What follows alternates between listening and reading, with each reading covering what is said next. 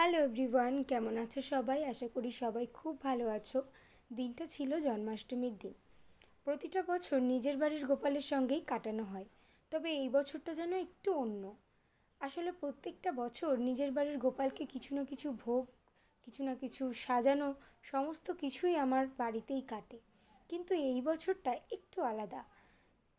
প্রত্যেক বছরের মতো এই বছরটা তো আর বাড়িতে কাটানো হয়নি, তাই একটু বেরিয়েছিলাম মেলায় ঘুরতে। মেলার পাশেই যে এত সুন্দর একটা মন্দির আছে, সত্যি আমরা জানতাম না। এসে এখানে দেখি একটা কৃষ্ণ মন্দির, ঢুকতেই মনটা একেবারে শান্ত হয়ে গেল। যেহেতু প্রতিটা বছর নিজের বাড়িতে কাটাই, এই বছর যেহেতু সেই সুযোগটা আমি পাইনি গোপালের সঙ্গে কাটানোর, তাই গোপাল নিজেই আমাদেরকে ডেকে নিয়েছেন তার মন্দিরে। যাই হোক, এখানে আমরা এসেছি একটা মেলায়। এই মেলায় কিন্তু আমি প্রথম, এবং কি এই মেলাটার যে কোথায় বসেছে সেই জায়গার নামটাও কিন্তু আমি জানি না।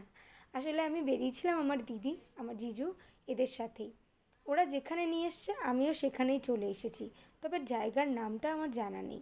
যাই হোক, এখানে প্রচুর দোকান বসেছে আর মেলায় এত ভিড়, এত ভিড়।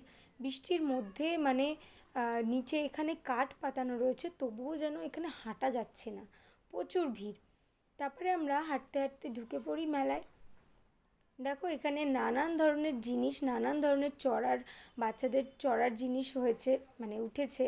যাই হোক, তারপরে এখানে দেখো মাম্মাম কিন্তু সব কিছুই মানে অবাকভাবে দেখছে, যে ও কিন্তু কোনোদিনও মেলায় এত সুন্দর, বা মেলায় ও কখনোই সেইভাবে আসেনি।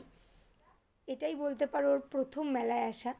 তো ও এখানে দেখছে মেলা, মানে অদ্ভুতভাবে দেখছে এখানে, জানো না। তারপরে এখানে নাগরদোলনায় কিছু বদমাশ ছেলেরা উঠে, দেখো প্রত্যেকে এখানে খাচ্ছে। এখানে প্রত্যেকটা দোকানে কিন্তু সেইভাবে ঢাকা নেই, তো সবার খাবারে সেইভাবে নোংরাগুলো ফেলছে, এতটা বাজে। তো যাই হোক, এখানে আমরা ঘুগনি নিয়েছিলাম। এসেই একটুখানি ঘুরতে ঘুরতে আমাদের খিদে পেয়ে যায়, আমরা এখানে ঘুগনি খাই। ঘুগনিটা সত্যি খুব ভালো ছিল, তবে অনেক দিন পরে যেহেতু আমরা এরকম বাইরে বেরিয়ে ঘুগনি খাচ্ছি না, তো একটু অন্য ধরনের লাগছে, মানে টেস্ট যেন আরও বেশি পড়ছে।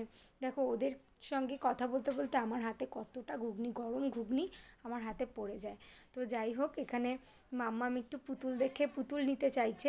ও যেটাই দেখছে ওর সেটাই লাগবে, মানে একটা পুতুলের হবে না, ওর অনেক পুতুল লাগবে। একটা দিচ্ছে তো ওর আর একটা চাই। দেখো, তো শেষমেশ আমরা একটা পুতুল নিয়েছি, এই পুতুলেরই অন্য একটা কালার।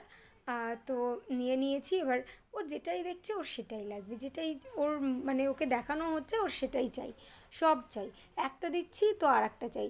তো এরকম করতে করতে আমরা বলি প্লিজ এখান থেকে চল, না হলে কিন্তু ও আরও বায়না শুরু করে দেবে। তো যাই হোক, রাত তখন অনেকই হয়ে যায়। আমরা ধীরে ধীরে চলে যাই আমাদের বাড়ির দিকে।